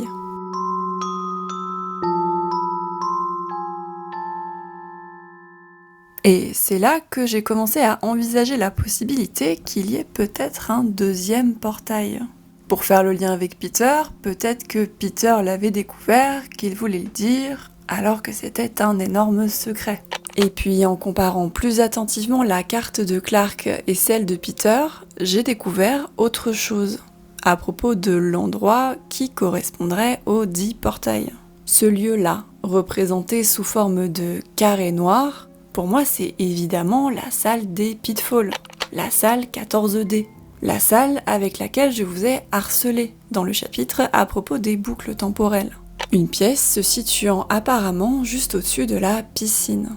Et donc, si vous avez bien suivi ce que j'ai raconté dans les chapitres précédents, vous avez dû comprendre qu'il ne s'agit pas d'un deuxième portail ouvert par Essink, mais d'un seuil naturel des backrooms comme il s'en ouvre régulièrement. Le portail qui mène à la maison de Nora Klein. Le fameux portail responsable de la création d'Essink, sans doute la plus grosse boucle temporelle de toutes les backrooms. Donc ce que Tench essaie de nous dire à travers ce dessin, c'est qu'il sait. Contrairement à ses collègues, il sait pour le seuil, il sait pour le paradoxe, il sait sûrement même ce qui va se passer si les employés d'Essink continuent de travailler là-bas. Par contre, je ne pense pas qu'il savait au moment de son retour, mais qu'il l'a compris lors de sa détention. Mais je vais y revenir. Et par ailleurs, maintenant qu'on voit la carte, on comprend mieux pourquoi la piscine est une salle si spéciale. Pourquoi Kat et Clark ont pu communiquer comme ils l'ont fait. On l'a dit, ce lieu est une fenêtre. Un endroit où l'épaisseur de la réalité s'affine, pour laisser de côté les règles du temps et de l'espace. Cette zone est l'épicentre d'une boucle de plus en plus instable. Les employés sont en danger. Et Tench est en train de nous dire que Essink le sait. Mais alors, pourquoi Essink n'intervient-il pas pour arrêter la catastrophe ? Eh bien, à cause de ça. He was alive and well, and you can't tell me for a second that the United States Department of Energy didn't have the resources to fix things. Are you kidding me? Et oui, désolé, je vous ai encore caché un extrait de cette formidable conversation. Il parle du département des énergies. L'enjeu est soudain un peu différent. Marvin a l'air bouleversé, comme s'il avait contribué à l'incident, et George essaie de l'apaiser. Jusqu'à ce que Marvin finisse par insinuer que cela, la mort d'un employé, risque fortement de se reproduire à l'avenir. On en a déjà parlé, je pense que cela s'est réalisé à travers l'incident de l'Overflow et de Static Dead End. Mais au-delà de son inquiétude pour son collègue, Marvin semble être inquiet pour lui-même. A raison, mais pour une raison bien précise. You wanna put me down like an animal over a minor fucking hiccup? Give a speech. Un accro. Un accro dans la combinaison de Tench qui aurait pu laisser entrer la bactérie, le contaminant, offrant presque un bon alibi à Essink pour le faire disparaître. Plus spécifiquement, mon hypothèse concernant Marvin et George est que Marvin aurait été infecté à la bactérie lors de sa chute dans Pitfall. Et que de 1, il a peur de finir comme Peter à cause de sa contamination, et de 2, il fournit des informations à George, qui le couvre. On sait également que le retour de Tench vient justement interrompre une réunion d'Essink avec le département de l'énergie. On peut même les voir inspecter les lieux sous toutes les coutures dans la vidéo présentation. Plusieurs questions se posent alors. D'abord, pourquoi le département de l'énergie serait-il impliqué ? Les backrooms sont censés être un lieu de stockage, de bureaux et éventuellement d'habitation. Il n'est pas officiellement question d'énergie, bien que, comme nous l'avons vu avec la lueur verte, c'est en réalité un peu plus compliqué que ça. Et est-ce que, comme l'insinue Marvin, il y a un lien entre ces hauts fonctionnaires, le secret qu'ils partagent avec Essink, et la mort de Tench. But Dr. Tench, regardless of how troubled he was in his final days, was a brilliant man who gave his all to this project. He would certainly not want us hindering it in his name. What we're doing here is so much bigger than any one person. It is the work of a unified effort, and we need to ensure that that is never lost sight of. That we hold on to the pre-established notion that Peter is and has been deceased. That is done, and there is nothing more to be extracted.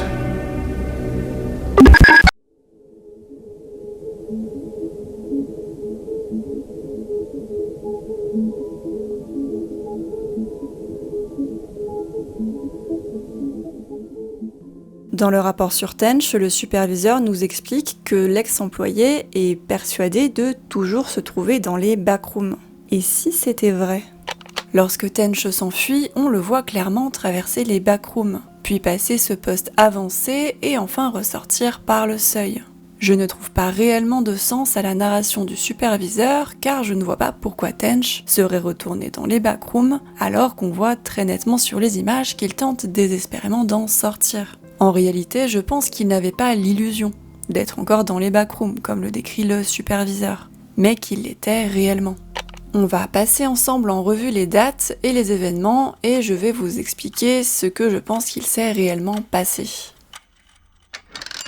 Le 1er mai, des employés des Sync explorent la salle 14D lorsque l'un d'entre eux, Marvin, tombe dans un des pitfalls. Après quelques minutes à suivre une voix ressemblant à celle d'un humain appelant à l'aide, il découvre une créature et la filme. That's not a person. What is that?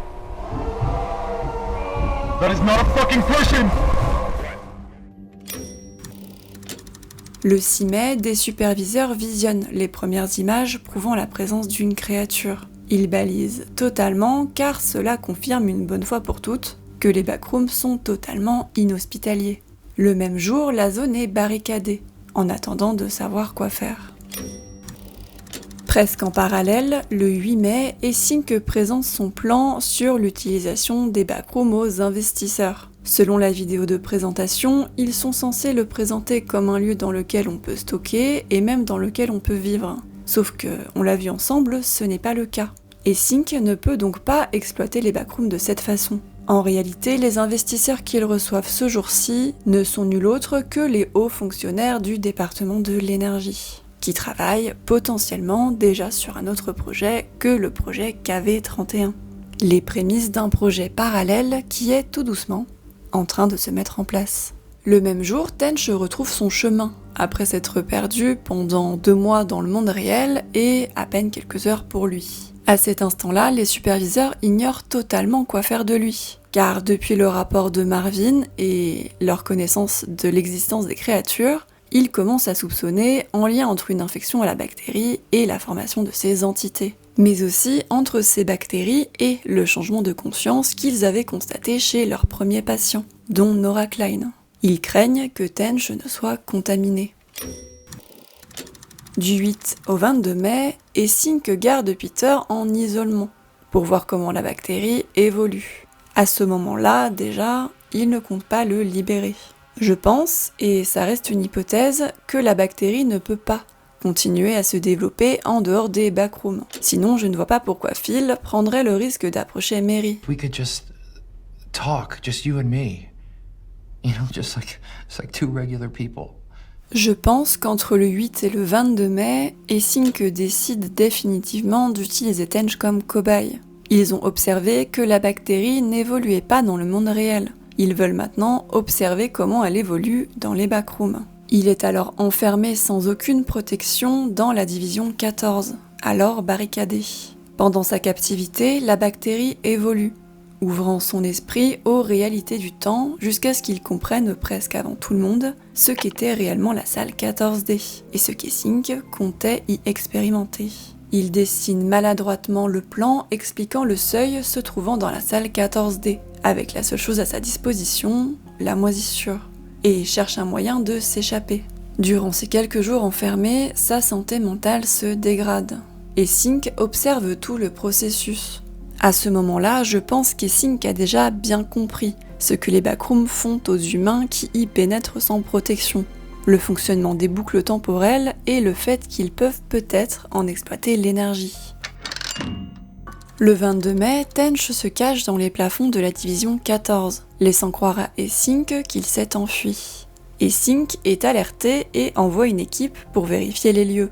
Peter joue à cache-cache avec eux pendant 3 jours, attendant l'opportunité idéale pour s'enfuir. Le 25 mai, il parvient à s'enfuir en volant une arme et en tirant sur un des membres de l'équipe, avant de réussir à rejoindre le portail en passant par la chambre principale, puis à s'enfuir du complexe. Cela expliquerait son agressivité envers ses collègues et son besoin urgent de s'enfuir. Cela expliquerait aussi en partie pourquoi il dira à un de ses ex-collègues « Ils m'ont pris ma vie », en parlant de Sync, puis « Ils doivent savoir », en parlant certainement de ses autres collègues. Ils doivent savoir que Sync les utilise comme cobayes dès qu'ils en ont l'occasion. Ils doivent savoir qu'ils vont tous mourir, comme des cochons envoyés à l'abattoir. Le même jour, Tench meurt. soi-disant dans les collines entourant le complexe, mais des indices nous montrent qu'il se serait plutôt enfui pour rejoindre la ville, avant de mourir dans un accident de voiture. Toujours ce même jour, Essink décide de retirer les barricades, qui servaient finalement, sans doute, plus à enfermer Tench qu'à réellement protéger les employés de la créature.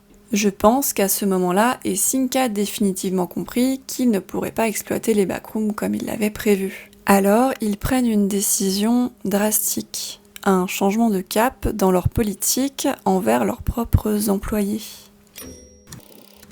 Le 29 mai, une équipe est envoyée pour analyser la salle 14D. Ils perturbent l'espace, la zone nulle, très sensible aux perturbations, et finissent par se faire absorber par la boucle, qui produit une énorme quantité d'énergie pour tout remodeler. L'explosion, le débordement, une concentration de lueur verte. Une démonstration de puissance qui permettra à Essink de montrer au département de l'énergie le potentiel de cette nouvelle source d'énergie. Une décision très probablement prise par Ivan Beck, d'où l'apparition de son nom dans ce plan de l'Overflow. Et je crois qu'il est important que j'ouvre une petite parenthèse temporelle. Ici, la date du 2 août 72 m'interpelle pour deux raisons. D'abord, cette date correspond également à celle d'une tempête solaire historiquement puissante. Et on sait que l'univers des backrooms est souvent relié à des événements historiques. L'ouverture du portail d'Essink avait été reliée au tremblement de terre de Loma Prieta, le 17 octobre à 17h04. Cet incident a peut-être déclenché une perturbation bien plus grande, atteignant l'espace. Plus tôt, je vous parlais de cet élément de la fresque, comparant l'énergie produite par les backrooms et les paradoxes temporels à celle du Soleil, et sous-entendant que l'énergie potentielle produite serait bien supérieure à celle de l'astre. La thématique du Soleil est aussi très présente dans le lore, via cette représentation, The Sun in Splendor, qui apparaît notamment à de très nombreuses reprises dans le film et dans le fan footage de Ravi. En fait, comme ces soleils apparaissent souvent dans ce qui est considéré comme la zone, on va dire, de reproduction de la boucle, je me demande si ces soleils ne sont pas simplement des marqueurs du début d'une boucle, et si les panneaux stop ne sont pas les marqueurs de la fin d'une boucle. Deuxièmement, ce qui me frappe, c'est évidemment la date antérieure. L'incident est censé se produire en 1990, alors que la date de la vidéo de l'Overflow affiche une date de 1972. Bien que rien n'indique que la vidéo date de 72, on peut le supposer. Et cela peut s'expliquer par une boucle temporelle.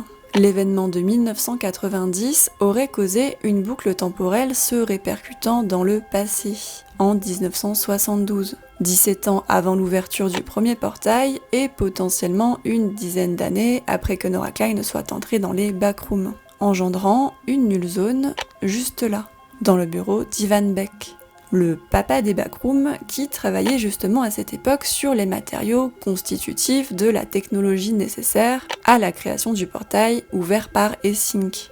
Encore une boucle. Ce qui est intéressant, c'est que ce n'est pas la seule fois que cette décennie est évoquée dans la web-série, puisque dans Lighting and Tile Survey, qui est une vidéo dans laquelle les scientifiques d'Essink analysent un plafonnier, il est expliqué que la plupart des matériaux utilisés pour fabriquer les lumières ont été fabriqués entre 1973 et 1975, ce qui renforce l'idée que les backrooms ont copié des éléments de la nulle zone du bureau de Beck à cette époque. Je ferme la parenthèse temporelle. Je pense qu'une bonne partie de l'histoire des backrooms repose sur le fait de nous faire comprendre qu'Essink est une entreprise à la morale douteuse comme une autre. Pour moi, c'est en quelque sorte une critique du capitalisme. Essink ne trouvant pas de solution pour viabiliser les lieux et étant toujours en négatif au niveau de ses comptes, il doit avoir une obligation de résultat vis-à-vis de ses financeurs. Dans le dernier fan footage, celui de Ravi, on l'entend critiquer l'entreprise Monsanto, disant qu'il avait filmé des dirigeants de la firme se moquer d'enfants rendus malades par leurs produits. L'épisode crucial de l'Overflow commence par une émission dans laquelle un homme parle longuement de marché, de dette, de négociations avec d'autres pays, avant d'être interrompu par l'incident. Pour moi, il y a clairement une mise en opposition de l'humain face au profit. Ils sacrifient sciemment l'un pour obtenir l'autre via la création d'une nouvelle source d'énergie potentiellement inépuisable. D'ailleurs, la conversation entre George et Marvin montre bien cette dualité entre l'humain et la morale d'un côté, et le progrès et le profit de l'autre. Peter Tench n'étant qu'un dégât collatéral des ambitions de Essink. Un autre élément concernant Essink me semble particulièrement suspect, et c'est pour ça que je le place ici, parce que c'est une théorie sur laquelle j'émets pas mal de doutes, mais c'est aussi une théorie qui, si on la creuse correctement, pourrait nous mener vers un tout autre pan de l'histoire. Certainement une partie qui sera développée dans les futures œuvres de Kane Parsons. Ici, il est tout à fait possible que je me plante complètement, parce que même si je ne vais faire que m'appuyer sur des éléments du lore, on va quand même partir assez loin en conjoncture. Ce que je sais, c'est qu'il y a un mystère autour de cet élément en particulier, mais qu'on n'a pas encore toutes les clés pour pouvoir le décoder.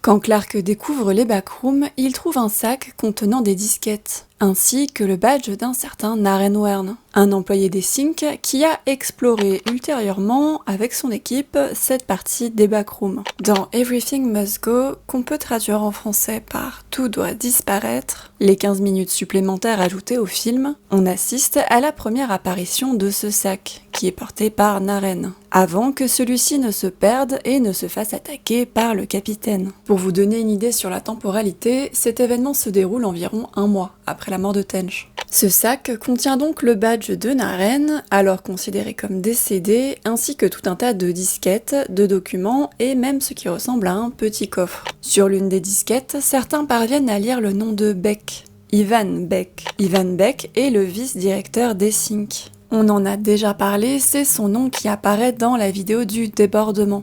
Et personnellement, d'un point de vue purement narratif, j'ai toujours vu ce plan comme une façon de nous dire « celui qui a signé pour ça, c'est lui le responsable ». Mais il est encore un peu tôt pour que je m'avance autant et on n'a pas encore assez d'éléments pour réellement accuser Beck de quoi que ce soit. Disons que pour le coup, c'est plus une intuition. Nous savons donc comment ce sac est arrivé jusqu'au capitaine, nous avons plusieurs indices sur ce qu'il contient. Maintenant, la question qui se pose, c'est pourquoi un sac contenant des informations sur Essink, et notamment de potentielles informations sur ou provenant de l'un de ses dirigeants, se trouve perdu au milieu des backrooms. Pour moi, il y a deux possibilités probables partant toutes les deux du même postulat de départ. Celui que le sac contient des informations contre Essink, ou en tout cas des informations que l'organisation ne veut pas voir s'ébruiter. Peut-être les véritables comptes rendus d'expérience, ceux qu'ils n'ont pas rendus publics, ceux dont Essink a honte, retraçant ce qui est véritablement arrivé à Tench, ou à d'autres personnes sous leur surveillance, les cobayes. Peut-être aussi des informations sur la lueur verte, qui, selon mon hypothèse, serait une nouvelle forme d'énergie provoquée par les paradoxes temporels. Partant de là, la première possibilité est que Naren aurait trouvé ces documents et aurait voulu les divulguer, comme un lanceur d'alerte. Ne pouvant sortir du complexe, il aurait eu pour intention de laisser le sac dans les backrooms, dans le but que quelqu'un le trouve. Il est aussi possible qu'il ait voulu les faire sortir du complexe sans y parvenir, et qu'il n'ait pas voulu les laisser sans surveillance, les gardant toujours sur lui. D'ailleurs, dans ce fan footage, il est intéressant de noter que Naren est le seul membre d'Essink à avoir une réaction de peur face à cette nouvelle extension des backrooms. Et son premier réflexe sera d'aller vers le sac, comme s'il était très important. Je pense que ce n'est pas un hasard, car à ce moment-là, Naren a bien plus conscience que tous les autres du fait qu'ils sont en danger, du fait qu'Essink n'assure pas forcément leur sécurité. La deuxième possibilité, qui n'est pas si différente dans sa mécanique, est que Naren soit un espion. Dans le fan footage Everything Must Go On, on voit un écran avec des écritures en chinois. Cela semble nous signifier que d'autres pays semblent s'intéresser aux backrooms, et notamment peut-être à l'énergie de la lueur verte. Le projet KV-31 est très secret, et qui dit secret dit bien souvent espionnage. Il ne serait pas si étonnant qu'un autre pays ait eu les renseignements nécessaires pour, à son tour, ouvrir un portail sur les backrooms. Des forces en présence prêtes à tout pour dominer ce nouveau territoire et ces nouvelles potentielles ressources. Dans tous les cas, je pense que cela remet un peu en perspective l'image que vous pouviez avoir de l'organisation. Car il est fort probable qu'Essink ne protège personne, qu'à la fin, l'organisation ne sauve pas Mary. De la même manière que quand Phil voit Clark arriver dans les backrooms, il ne voit pas quelqu'un à sauver. À cet instant, il ne se demande pas ce que Clark fait là, il le comprend.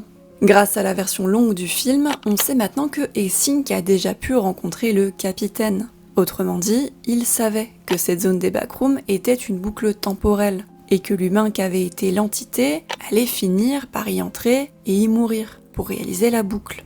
C'est pour ça qu'ils installent des caméras partout. C'est pour ça qu'ils surveillent la zone en continu. Et c'est pour ça qu'ils finissent par attirer Clark dans les backrooms. À cet instant, Phil est en train de se dire qu'il allait pouvoir enregistrer et étudier toute la transformation d'une entité de A à Z. Et peut-être pouvoir retirer l'énergie de cette boucle. Clark était le parfait cobaye. Un autre animal prêt à être envoyé à l'abattoir. Et je crois que c'est quelque part une bonne conclusion pour cette vidéo. Chercher des indices pour nourrir une théorie, ce n'est pas toujours prendre ce qu'on nous donne pour argent comptant. C'est un trick vieux comme le monde que de mal orienter son spectateur ou son lecteur. Et pour ça, Kane est très fort. Lors de ses interviews, il ne donne que très peu d'indices sur le sens qu'il veut donner à son univers, parce qu'il aime que les gens fassent des théories. Et en réalité, je trouve que c'est plutôt une belle démarche de sa part de ne pas être trop dogmatique sur son univers, de laisser l'espace aux fans d'imaginer jusqu'où l'histoire pourrait aller. Pour moi, le but de théoriser, ce n'est pas toujours de trouver la réponse exacte, mais d'explorer toutes les possibilités et d'arriver à partager nos idées et nos points de vue. D'ouvrir nos horizons. Du coup, n'hésitez pas à me dire ce que vous pensez de la théorie du temps non linéaire, mais aussi de toutes les théories dans les théories, celles qui découlent de ce postulat de départ, et sur lesquelles on aura, je pense, pour le coup, le plus de divergences. Tout simplement parce que les possibilités les concernant sont extrêmement nombreuses. Et qu'ici, j'ai choisi de vous en présenter certaines plutôt que d'autres, parce que je les trouvais un peu plus probables. Mais je suis assez persuadée que la vérité de personne est un petit peu quelque part au milieu de toute cette théorie, et aussi dans ce qu'on n'a pas vu, ou dans ce qu'on n'a pas encore découvert. Si tu as aimé cette vidéo, tu peux t'abonner si tu veux, parce que j'en sortirai d'autres dans le même style dans les prochaines semaines, et en même temps, ça me donnera une petite indication si ça vaut le coup que je continue ou pas.